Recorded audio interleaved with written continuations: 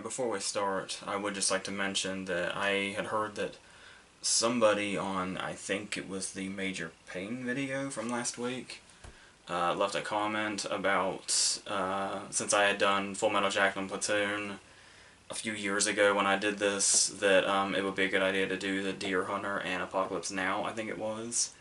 I do think, yeah, I do want to do that, so it's going to be, this one this week, and then I have another one next week, and then I think it'll be the following weekend, which is like the weekend of like the 24th, 25th, and 26th. Yeah, it'll be one of those days of this month. So, yes, awesome of you for suggesting that. That is totally going to happen.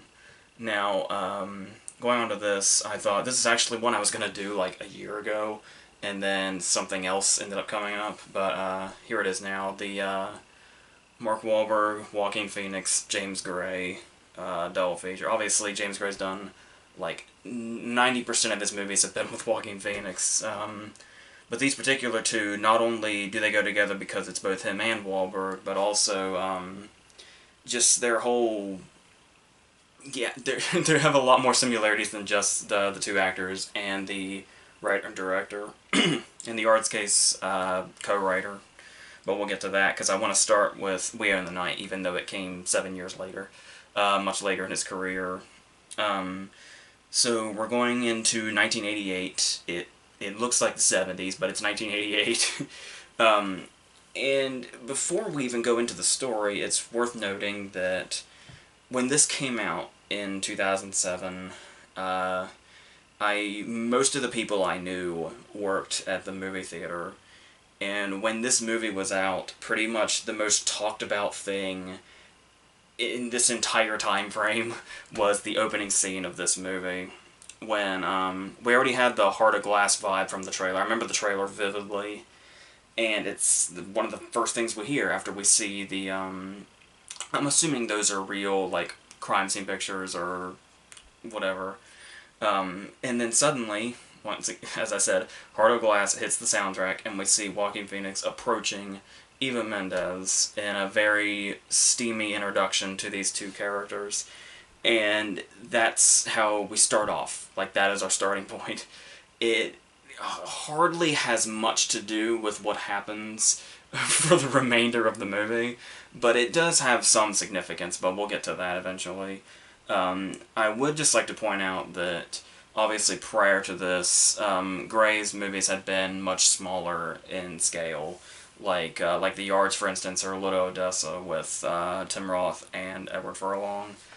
And so when this starts and you see Joaquin Phoenix come out and he like struts down the steps and we see the whole club in like one shot, you immediately get the vibe that this is a grander scale than the other movies that Gray has made. Just in appearance alone, but also this is kind of telling in regards to how long it feels like the story stretches over. Like, it has a really epic feel, this entire story, despite the fact that it's under 2 hours. It really... I don't know if this is a compliment or a criticism, but it feels longer. It feels a lot longer than it is. But I guess you could say that's kind of a compliment because it gives it this whole kind of thing. And speaking of long crime movies, obviously in 2007, if you want to make a crime movie, there's a good chance you're in the shadow of The Departed. And this movie especially, because it goes on the whole, on both sides of the law thing, the two main characters, and how there's both a closeness and a distance between them because of this connection they have. Obviously in this one much more so because they're brothers. And yeah, and that's just going to happen. And the thing about it is, there is somebody on the back of this case, Sean Edwards from Fox TV, said stylish, sexy, and riveting.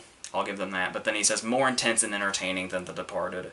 That is obviously incredibly far off, and it comes off like a very quote whore thing. But like, this guy really wanted his name on the case. That could be his genuine opinion, and I don't want to fault that, but I happen to strongly disagree with it. This movie is definitely has a problem by being in the shadow of The Departed, but given the fact that we are now 10 years following its release, I think it's pretty easy to look at it just by itself without thinking of that.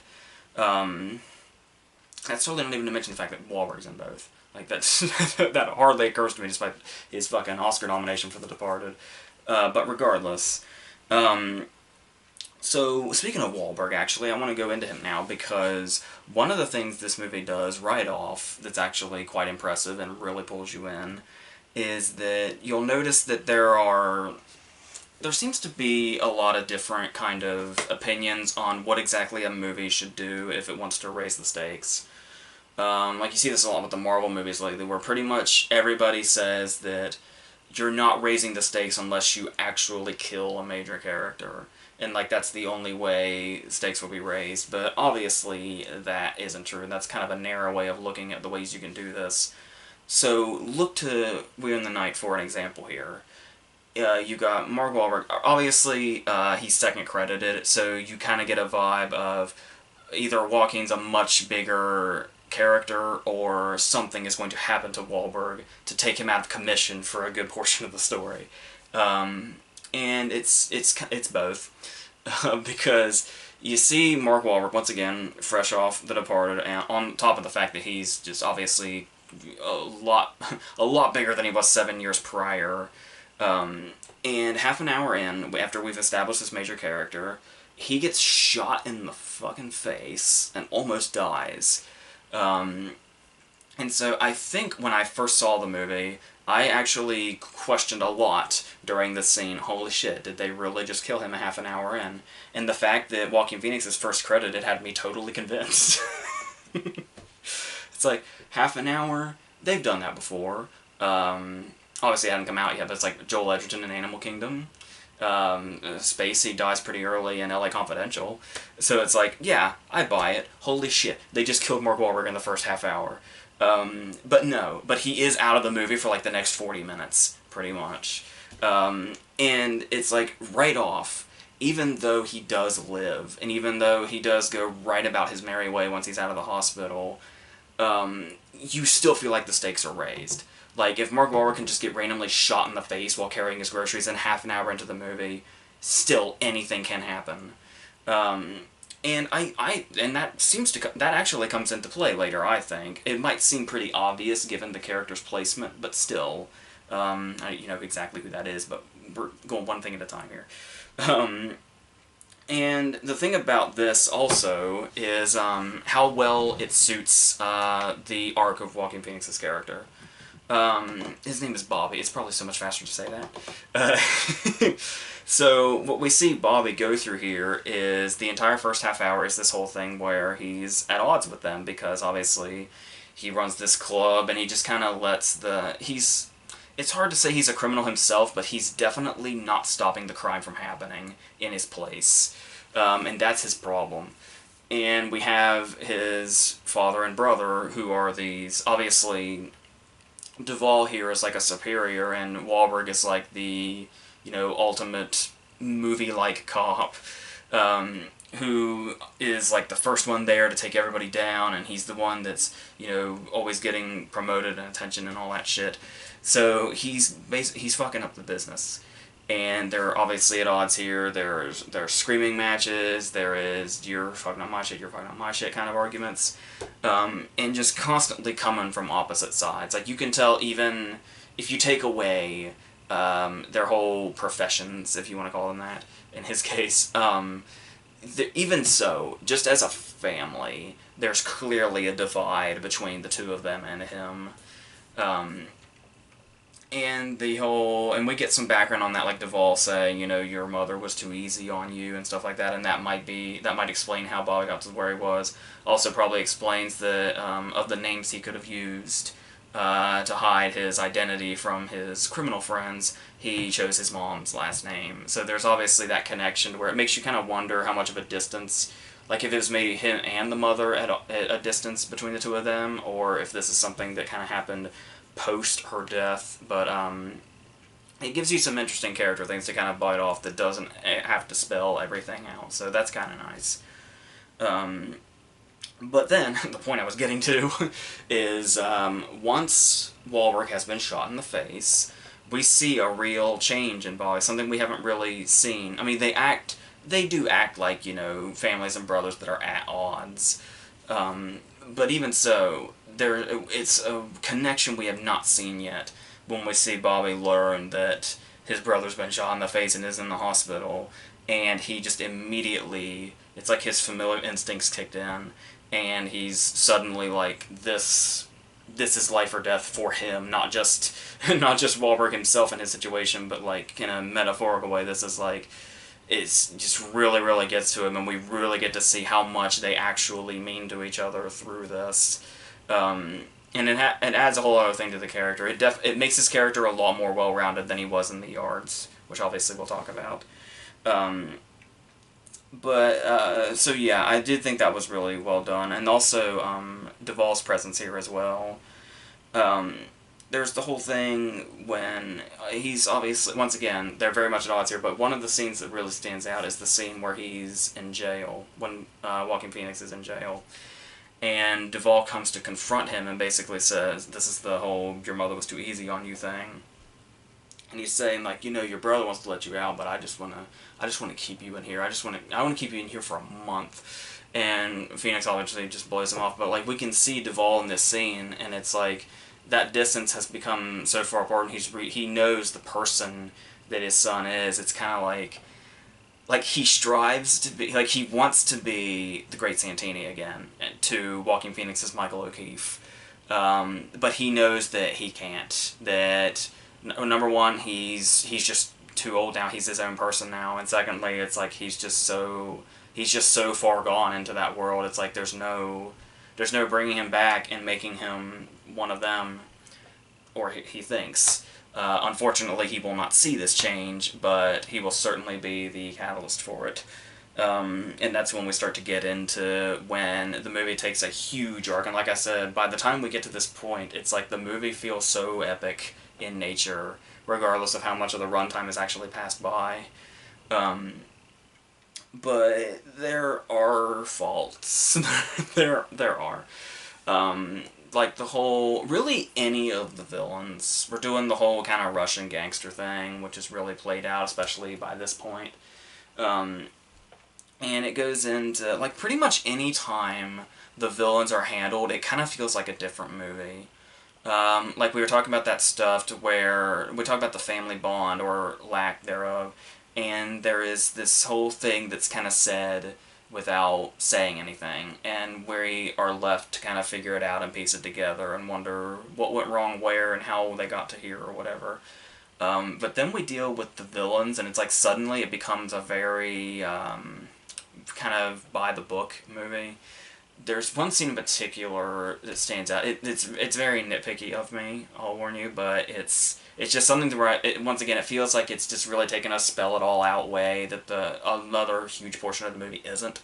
It makes it feel imbalanced, and that is the moment when, at the beginning, when I was talking about him strutting through the club at the beginning, he passes by the guy that ends up being one of our main villains, and he's just sitting at the table conversing or whatever, and we just pass him by, and then he goes and does his thing, and then later on we learn that this guy is a major guy that Wahlberg and Duvall are looking for.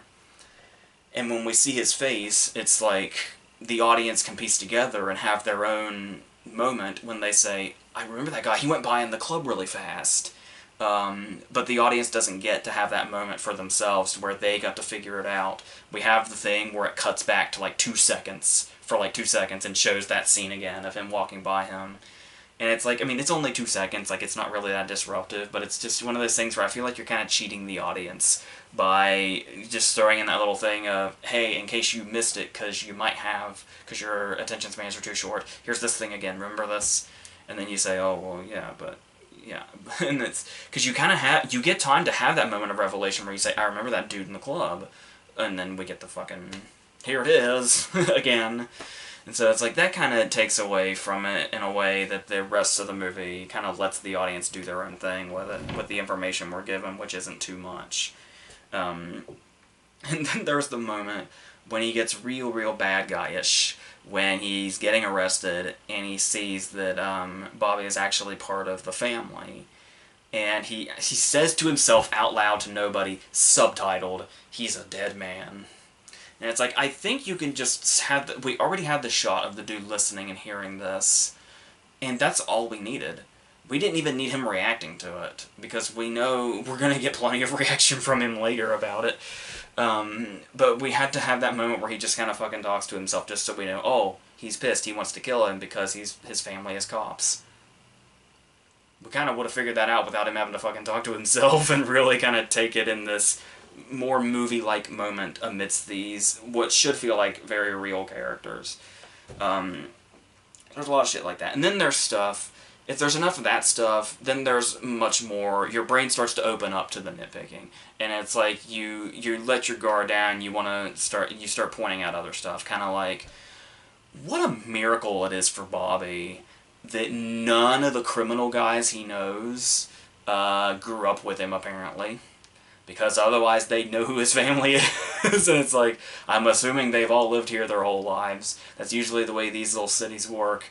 But I guess, I don't know. I have no idea how he pulled that off, but okay. So it's like, you'd think there'd be some familiarity with anybody in the city, but apparently not.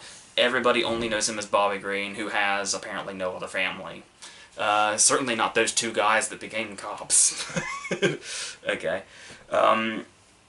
And there's some scenes that feel very run-of-the-mill, like, the second they put a wire on Bobby and they say go do this dangerous shit, it's like, has there ever been a wire scene that went well?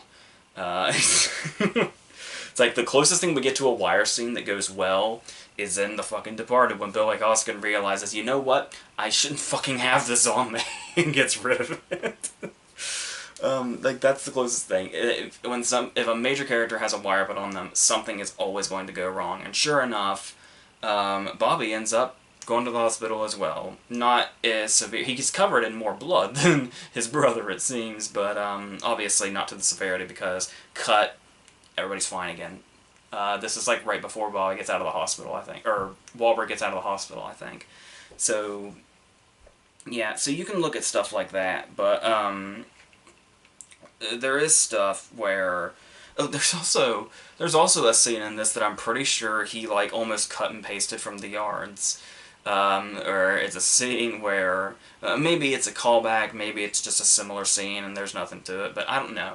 It sort of felt like he accidentally, like, made a scene from The Yards all over again. The scene where Joaquin Phoenix goes to somebody's house, and there's an older lady there who's very motherly to him, and she's like, here, have some sweets, please have some sweets, and he's like, no, I gotta go, I really gotta go, and she keeps trying to press these sweets on him, and he's like, no, I gotta go. The only difference is in Weird Night he actually eats it, so it's like, that felt very close. It's like, maybe it's a callback to your own movie, but I don't know. But we're getting a little too far down this trail. Let's build it back up a little bit. Like the chase scene. It is very much... Obviously, in 2007, this chase scene was amazing. But now that we've gotten a lot cooler chase scenes, this actually ran quite a risk, because this was the same year as fucking Grindhouse. So it did have a comparison there, but obviously the thing that action movies seem to finally be learning is to not chop your shit up so much. This is a very heavily jumpy, heavily edited chase scene. But it's still effective enough because of the kind of emotional drive it has, because we know Duvall is in the other car. There's the urgency that the driver's just been shot in the head and Bobby has to commandeer it as fast as possible. Then there's the whole thing where it's raining really hard, so we're practically blind. The windshield wipers are going to, like, the same rhythm of a heartbeat. And it does get very intense regardless of the rapid cutting. And yeah, it does lead us to a scene, the big scene where we finally do lose a major character. Like I said, it's the most obvious major character. And it's the, I've never shied away from spoilers in this segment before, I don't know why I'm doing it now. Obviously it's the scene where we lose Duvall, and it's also, leads to some later scenes. The scenes start to get a little stronger as we go. There's also, Duvall's funeral is a really strong scene without having to do much at all, except just show off some nice shots. Particularly like the shot where we see the arms coming through the gate. And there's also, a character I didn't mention that I was this brings us back to the opening scene. As far as the other characters go in the interaction, Eva Mendes does something very nice here, and that is, this is one of those cases where you see her and her purpose here, especially in this opening scene, and you think you know what her purpose is, and you think it's not gonna go beyond that. And we see her, because of this opening scene, the same way that Duvall and Wahlberg see her the first time they see her. And the thing about it is that she's actually a very, very loving side to Bobby's character. Like, when you see the opening scene, obviously it's like, oh, well, Eva Mendes is just here for eye candy.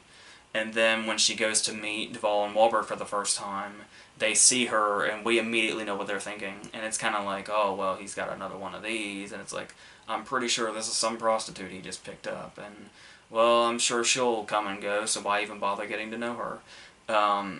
But just even the way she kind of introduces herself, and it's not like nonchalant. It's not like she's showing she doesn't particularly want to be here. She really shows it in a way as if they've been together for a long time, and that she's an actual legitimate thing in his life, and the love that she shows him throughout the movie. It even gets to the point to where she has the hate love, to where she's just so on her last legs because she cannot watch him almost kill himself, that she just screams that she hates him because she so badly does not want to see him hurt. And it's really a lot stronger of a character and more sincere of a character than you'd expect, given the way female characters are typically just kind of shoehorned into these kind of movies. But she really did bring something else to it. And there's also the heartbreaking last moment when he thinks he sees her in the crowd and it's not. Really adds something else to his character. It feels kind of like suddenly last minute in the way that it happens, like right before the end. And there's no closure to that. But unless that was the closure, I guess. Kind of the she's gone kind of thing. So that could be that. But yeah, whenever somebody in the family goes down, like when Wahlberg gets shot in the face or Duvall dies, it's like she's not just there to say, oh, I'm sorry that happened to you. She feels it too. She feels the pain and sees them like a family of her own. So I did like that they added that strength to her character. So yeah, just kind of that genuine affection that she has for him. So yeah, and then there's also there's the character of Jumbo that kind of comes in and out of it, which is basically like the one lackey we get to know more than any of the others. And there is, it is a pretty strong moment when he has to confront Jumbo about ratting him out, and it always reminds me of the scene when Nino kills G-Money at the end of New Jack City. It kind of has that same feel of it, of you gotta take the necessary measures, even if they're a friend. If they fucked up, you gotta fuck them up back, regardless of how much it hurts. So that was a strong scene as well. So yeah, and props to them. Movie called We Own the Night. I know it's like the cop slogan from the '80s or whatever. But it's always been interesting to me that the climax for We Own the Night is during the day. It's like, but at the same time, it might as well be night, because the whole setup with the big field and then the smoke. It's like, even though the climax is set during the day, they still can't see the enemy.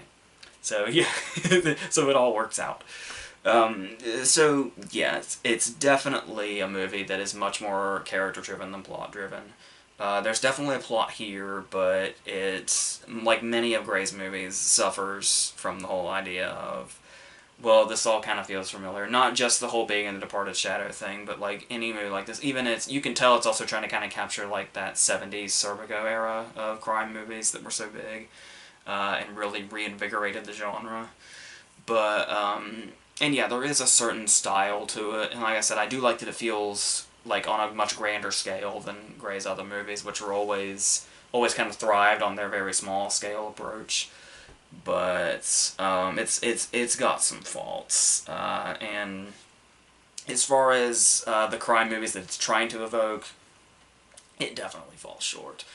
But it does have some very strong moments in it, and like I said, some strong characters and performances that really bring those out. So It's definitely worth watching. I know it's definitely got its fans. I knew a few of them that were very adamant about it, but I do think it's good. I do think it's engrossing enough as well. I know that Grey tends to struggle with overlength a lot, but this is, like I said, this does feel a lot longer than it actually is. But I think that's just how much it feels like the plot really stretches over, not necessarily like a long period of time, but a lot happens in this movie. There's a lot of different character arcs and a lot of different things that unfold. Even though really at its core it's just another crime movie like this. So yeah, it's fine. I like it. So going on to the yards, going back 7 years, I said that Grey co-wrote this and directed it. His co-writer was Matt Reeves, who you might know, who did Cloverfield, Let Me In, the last two Planet of the Apes movies. He's been put in charge of Ben Affleck's Batman movie, as far as I know. I can never tell if that fucking thing's still on or not, but it's, so yes, that's what we're looking at here, and this takes an interesting approach as well. Obviously, we have Mark Wahlberg and Joaquin Phoenix. Wahlberg's much more the main character in this one than he was in Leo in the Night, with Joaquin Phoenix being more supporting.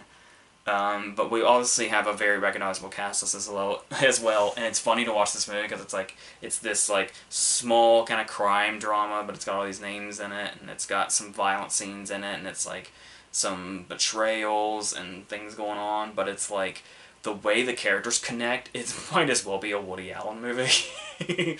Because you've got like there's Joaquin Phoenix, and he's dating Charlize, and Charlize's mom is Faye Dunaway, and Faye Dunaway's sister is Ellen Burstyn, and Ellen Burstyn's kid is Wahlberg, and Faye Dunaway is married to James Caan, so James Caan's technically the uncle to everybody, and he's and so yeah, and you look at the cast list of like the old and the new as well. Like you had and here you had like Phoenix and Wahlberg and even Mendez, and then you had the veteran Duvall. But here we've got a nice little mixture. We've got in 2000 would have still been new and up and coming. We've got, well, this was the same year Phoenix did Gladiator. He'd been around since he was a kid. But as far as being like the new school, there was Wahlberg, Phoenix, Charlize. And then we had the old school with Caan, Burstyn, and Dunaway. And the way they come together, and obviously you'll notice, it's like I'm just waiting. I'm just waiting for James Gray to make a movie with Al Pacino, because he's like, I really need a veteran actor. Who can I do? What can I use to have an impact and have this big role for this older actor? And it's like, well, we've got Sonny Corleone. Here we'll get fucking Tom Hagen. And it's like, okay, so keep that in mind. Now you basically realize that it appears this isn't coincidence, and Gray actually does want to go for a Godfather feel. And yeah, they do, and once again though, they do, the cast, if Gray has one thing going for him, it's his characters, and these all do feel like real characters for a while. For a while. But going on that Godfather thing, there are moments when this movie does feel like it wants to be some other movies. Like it's kind of striving to be something, and we can see it reaching for it. There's the moment when we first meet like the lawyers, and Phoenix takes Wahlberg into the room, and he's telling him like everything that's going on and who's who, and it's even playing like this Godfather music while this is happening. And it's like, I think he really wants to go for like this old school mob kind of thing. But once again, you can kind of feel it almost feels like a student movie or something, even though he had already done, I'm pretty sure he'd already done Little Odessa by this point, I think. And so we also go on this plot where it feels very similar to those kind of movies. The scene when they do the whole task they're supposed to be doing, and then Phoenix has to kill a dude, and Wahlberg hits David Zayas over the head and puts him in a coma. And it comes down to, well, Wahlberg, now you gotta kill that dude before he identifies you. And it's sneaking into a hospital, trying to take somebody out that is currently out of commission. It's like, it does feel very, I mean, it does. There are moments where it does succeed in trying to play up the kind of old school mob kind of feel. And it's certainly a very suspenseful scene. There are suspenseful scenes in this movie, and that is definitely probably the most suspenseful, when Wahlberg has to go in and sneak past all the people, then put the gun to the dude's head, and then there's the whole, it could happen, it could not happen, and then you kind of feel, even when he runs away, we know there's a whole new set of problems, so there's no relief to follow this scene. The tension keeps going because we know what this decision Wahlberg has just made and where it's headed and how much worse this is going to tumble. So I do like that approach. Like I said, he could have very easily just plugged him and then the movie could have gone in a different direction, been kind of like an episodic thing. But they do keep this up. But sometimes you start to wonder, maybe the episodic route, maybe that would have been a better way to go, because now that we have this story, it's almost like we're stuck with it, and there's not really much else the movie has to do. I mean, you could say that the characters are complex. They certainly have the whole kind of web going on here. But it gets to a point where it's kind of like, let's look at Willie. Let's look at Joaquin Phoenix's character. When you look at the whole idea, much like in We Own the Night, the whole loyalty thing about whichever side you're on, are you loyal to the ones you love and the ones closest to you, or do you do what you maybe should do or have to do? And we're kind of looking at it from opposite sides in these movies, but the thing here is, it doesn't ring true near as much here as it did in We Own the Night, that whole kind of juggling morality thing. Because you look at somebody like Willie, and you see, like, there's the one moment when he's gonna, once again, it is an intense scene, but at the same time, it's the way it paints Willie through the movie, because you see Wahlberg, and he's asleep, and somebody's trying to come through his front door, and the only thing that stops them is the chain. And it's like whoever was gonna, like, come in and kill him was, like, right there. They gave up very easily, but they were right there.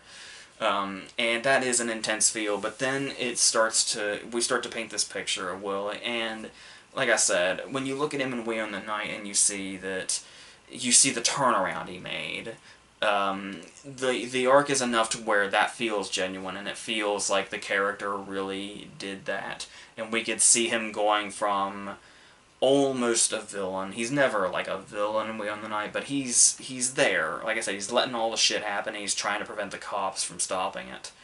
But the thing here is that when he decides to be loyal, when Wahlberg gets shot in the face, and he freaks out, and he cries, and he goes by his side, we totally believe that from Bobby Green. And Willie is, like, way too sinister to buy that he's that kind of character. Even though I think the idea is to buy that he's right here in the middle, and it's the whole, he does what he does because he has to thing. But he just comes off way too villainous. Like I said, there's definitely a clear blur with Bobby to where we can see his good side and his bad side. You gotta really struggle to find Willie's good side. And so that whole debate is not there. The whole kind of loyalty thing about where a character lies where, there's no real kind of question for that, and it's kind of like, when he stands up for Willie, instead of saying, oh man, he's so loyal to his friend, we say, fucking why? The dude's off his damn rocker. This is dangerous, letting this guy do this. I know that he's like your buddy and everything, like he offered you a beer at the party and shit, but I mean, he's banging the cousin you're secretly in love with and everything, but it's like, still, I assume there's also a fear there. A fear that Willie will do the things he starts trying to do. But I mean, it's clear they're also trying to do the whole, he does it because he's loyal thing, but it's like, that's not really coming through in these characters. His bad side definitely outweighs his good, and that whole internal battle that Leo has to have just doesn't work. And when you look at the other characters, like, actually before we go into the other morally ambiguous characters, there's also Ellen Burstyn. I do like what they do with her to an extent. Because they've built up that she's got a heart problem. It's like, well, we know where this is going, and she has, like, attacks and shit, especially when the cops raid the house. And we basically spend the movie waiting for her to die. and we get that whole sad moment. Maybe Leo will be driven to do something drastic because of it. He's already driven to this because she's in poor health and he needs money. All that other stuff that's going on is how he gets involved in this in the first place. But that does not come. She's here. She's here for the long haul. But at the same time, they also don't do her justice because she's just here to be in distress. She's here to freak out, wig out, and cry, and motivate him to do the right thing, and maybe he will, maybe he won't. And she's just basically here to react to what he does. So it's like, I like what they did with her to an extent, where they didn't quite do the obvious thing, but they still kind of did the obvious thing, just in the other direction. So, yeah. She's very good in it, though, as you would expect. Faye Dunaway as well, and one of those, in kind of a middle ground part. And then that takes us to James Caan, and obviously James Caan is the character that's really walking that fine line. Like, you hear about him in a role like this, and your immediate thought is, oh, it must be Albert Brooks in Drive, it must be William Hurt in A History of Violence. And no, there's definitely a line here to where it's like, he only goes to the absolute extreme if he absolutely positively has to. And anytime he does, it's all about, it's a cliche for sure. But it's all about business, where if it suits his business, he will do what he has to do, but he's not going to go to that extreme just because he's not that kind of dude. But he definitely will if it's necessary, like the same when he just straight up takes the gun and takes it to where Leo is hiding. And it's like, we do get the idea that he's probably going to try to kill him, and we don't doubt it. So, but we do see that he's not exactly the guy that just kills to kill. So there is something kind of nice going on here, but once again, it just kind of stops at being, it's still a pretty cliche character though. And we can see his actions. And that's the thing, is that scene I just talked about, this is when Gray has that problem again that he always has, the overlength. This movie has a lot of dry runs in it. We do get, once again, there are very suspenseful scenes in it, and there is something that's kind of driving where these characters are going, and we're not quite sure who's going to end up where, or who's going to meet a violent end, or whatever else. But at the same time, it's kind of like whenever a character does do something, there's not a surprise to it. Like, there's a little bit of suspense leading up to it, but then once everything goes down, it's like, well, yeah, that's exactly where they were headed. There's no surprises here. But talking about the dry spots, it's one of those cases where you have this story where it's like, with these characters, but the story itself, it's like it's simultaneously complex and paper thin, if that makes sense. Because we do have these characters where they have these complicated relationships with each other, but at the same time, like I said, it's the fact that the characters are so, once they make themselves clear, there's no surprises left. There's no real arc for anybody, really. Walrick in particular seems to be right back where he started by the end of this. And then there is stuff like, it's just the fact that the characters are too unoriginal when they could have really been, much like We Own the Night, could have been the whole meat of the story, and it wouldn't have mattered how paper thin the story was, to where it was eventually, oh, well, McCoff's alive, and now he's identified Wahlberg, and now they're chasing him, and he's got to decide what he's going to do. Is he going to turn in his crazy-ass buddy? Is he going to turn in his ambiguously moral uncle? And it just kind of, it all seems to be going in that direction, and there's really nothing, there needs to be an interruption. There needs to be something that kind of takes us in the middle and takes us in the direction we're not thinking of, because we're thinking of all the different directions. It's just a matter of which one we're thinking of and ultimately landed on. And like I said, it tries to do the whole juggling morality thing that he did much better 7 years later. And here, like I said, the characters just aren't strong enough. I mean, they have those complicated relationships, but as individual people, they're not adding much. Together, sure, but as individuals, there's just not enough here for them. And they don't deal with any of this stuff in any new ways or any interesting ways. And it's basically like I know Gray took a lot of inspiration from real life. It's my understanding that the James Caan character is like based on his dad or something. So it does. It's like it's coming from a personal place when you hear about that, but actually watching the movie, it doesn't feel personal. It feels like he watched other movies, and he didn't say I want to make something like that. He saw a movie and said I want to make that. I just want to make that already exists. And that's what he did with this. It's just a couple of different parts from a couple of different movies in one whole that he just kind of put together.